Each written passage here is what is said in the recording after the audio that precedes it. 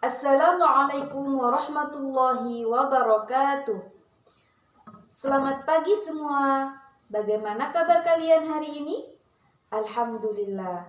Semoga kita semua selalu diberi kesehatan dan kesemangatan untuk terus belajar dan mencari ilmu.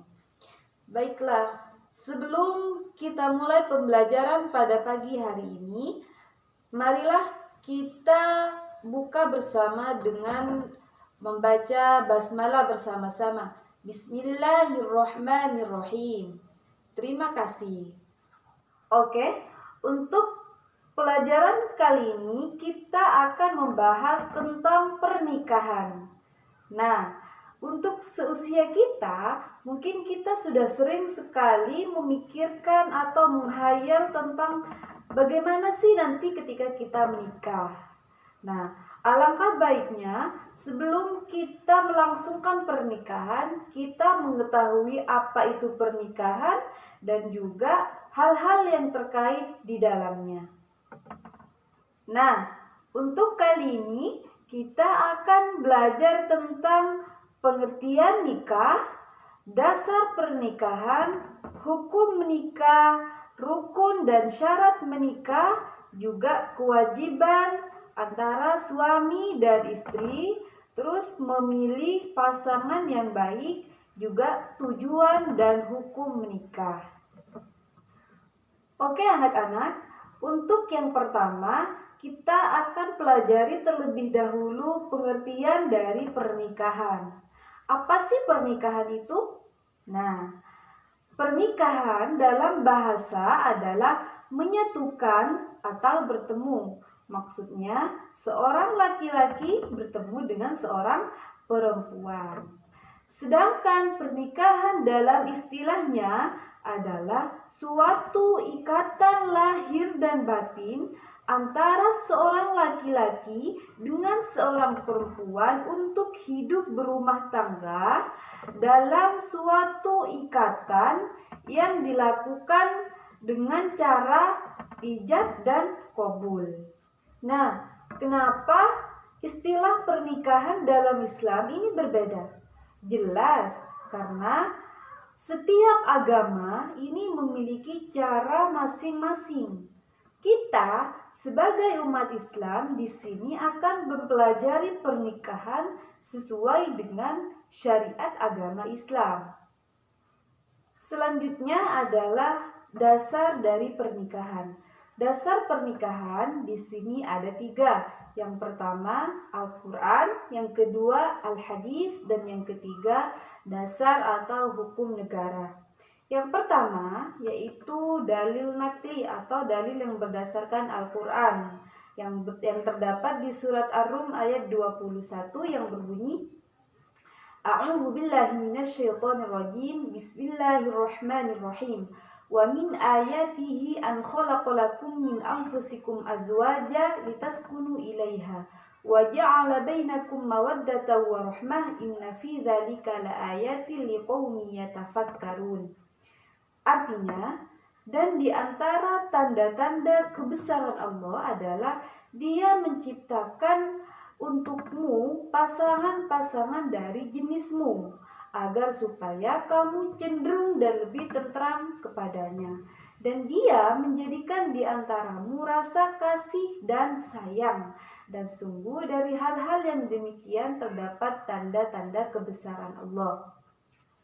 Yang kedua adalah dasar dari hadis yang diriwayatkan oleh Imam Bukhari Muslim yang berbunyi Bismillahirrahmanirrahim.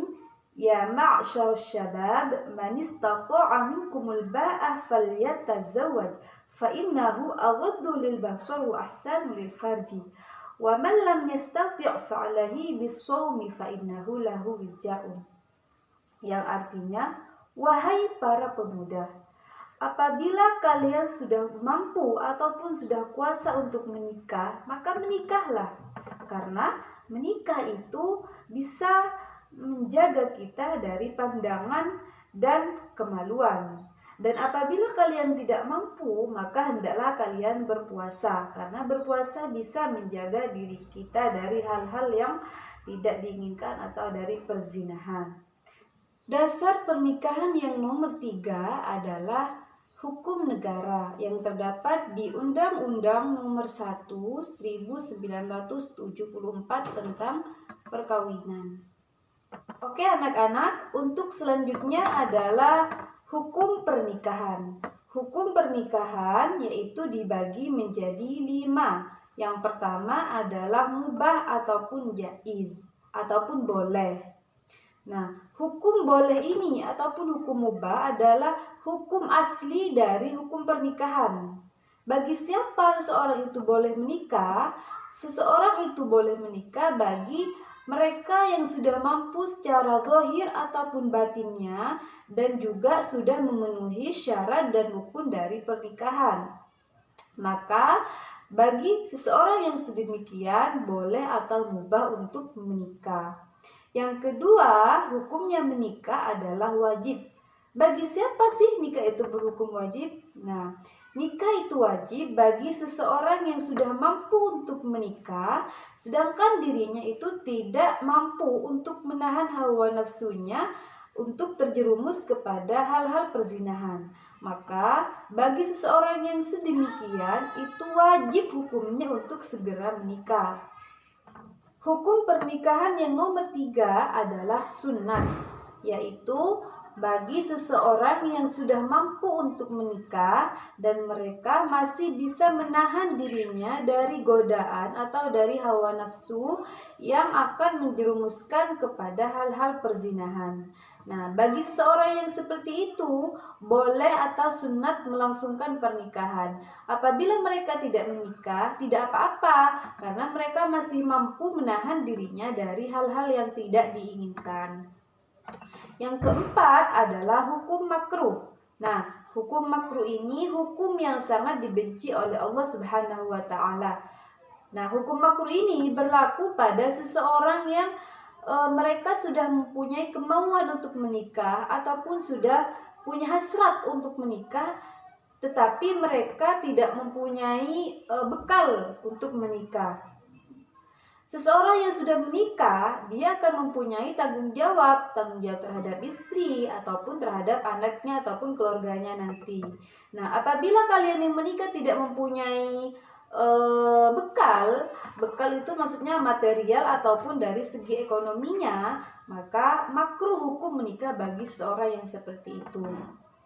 Yang terakhir adalah hukum haram.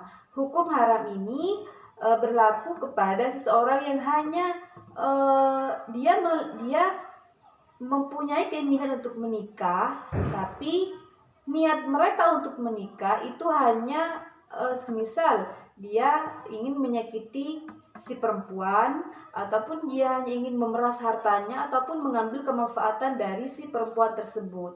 Maka hukum menikah bagi yang seperti itu dihukumi haram atau tidak boleh untuk menikah.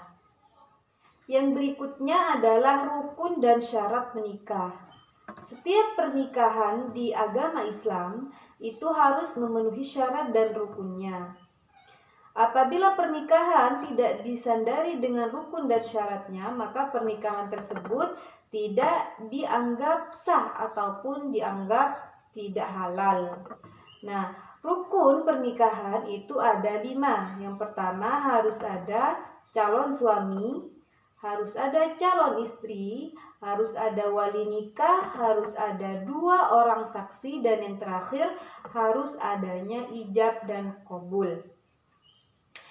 Dari masing-masing rukun nikah tersebut ada syarat-syarat tertentu. Yang pertama, syarat menjadi seorang suami ataupun calon suami. Ini harus Islam. Yang kedua, harus tidak ada paksaan dari pihak manapun. Yang nomor 3, harus bukan muhrimnya, maksudnya tidak ada hubungan darah dari calon istrinya, dan yang keempat tidak sedang haji ataupun ihram. Untuk syarat seorang calon istri hampir sama dengan syarat calon suami.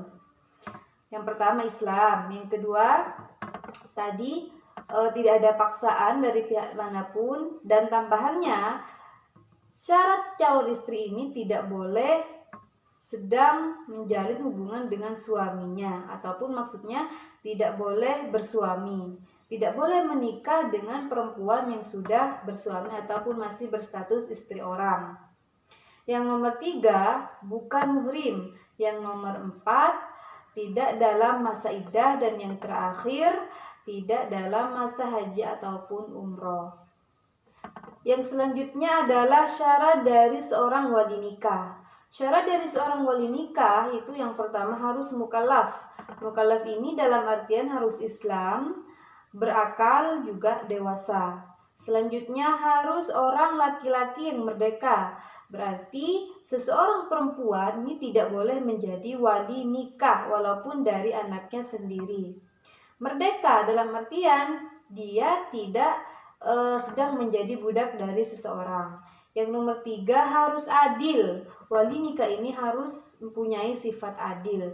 Yang terakhir harus tidak dalam masa haji ataupun masa umroh. Selanjutnya syarat seorang dua saksi. Syarat seorang dua saksi ini harus Islam, harus berakal, sehat, dan juga harus dewasa.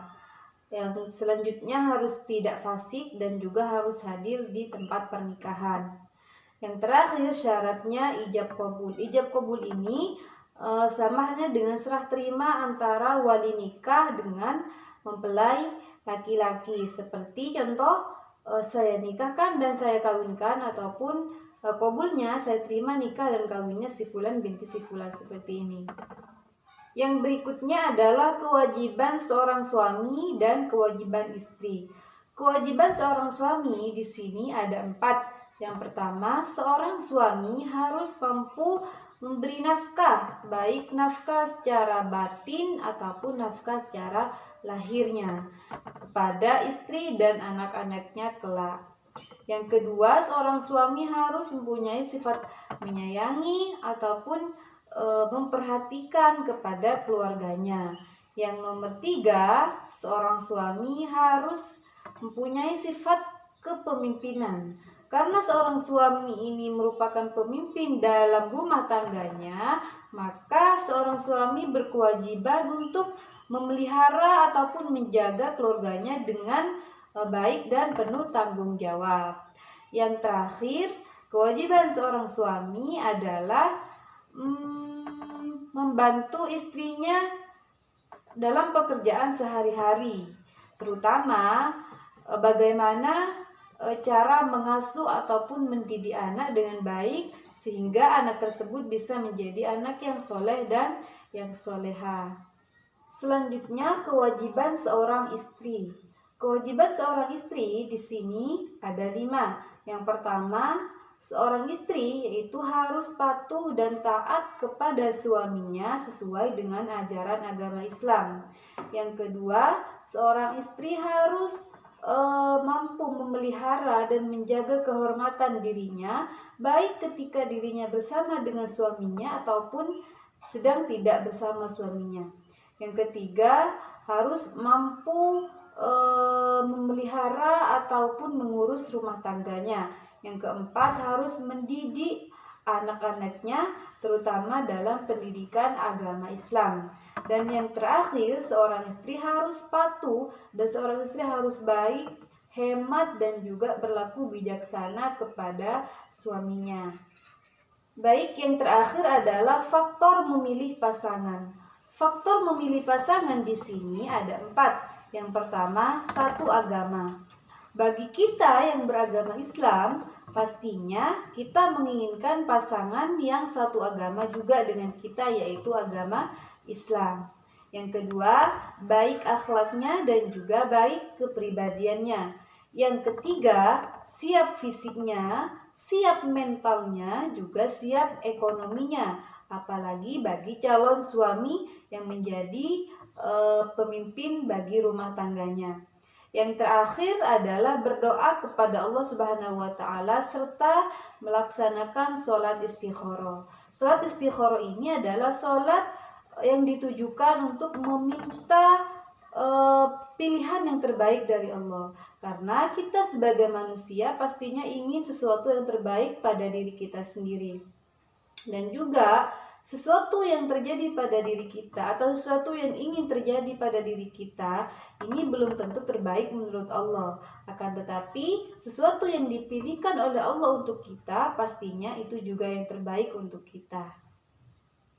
Oke anak-anak, mungkin sampai di sini dulu pertemuan kita pada pagi hari ini. Semoga apa yang kita pelajari bersama kita dapat memahaminya tentang materi pernikahan tadi.